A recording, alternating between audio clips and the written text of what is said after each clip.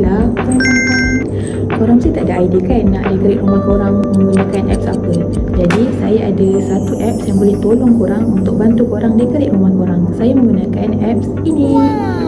Okey, jom saya ajar korang macam mana kita nak gunakan apps ini. Okey, pertama sekali kita kena download dulu apps yang kita nak guna. Okey, kalau pengguna iPhone, korang boleh download menggunakan App Store.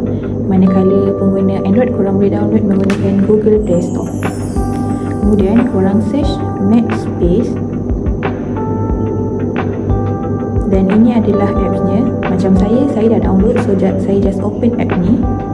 Kemudian korang boleh pilih korang nak buat apa di dalam app ni. Macam tadi saya nak buat interior AI. Jadi saya tekan dekat interior AI.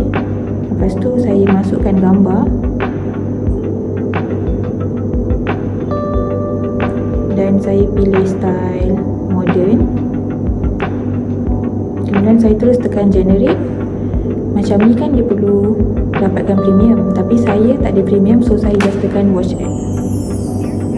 Okey, kalau korang dah nampak benda ni, maksudnya korang punya image sedang diproses. Jadi korang just tunggu je sampai image korang siap. Ni lah image yang dah terbentuk daripada gambar tadi. Cantik tak? Okey, itu saja daripada saya. Jangan lupa like, komen, subscribe and share. Bye.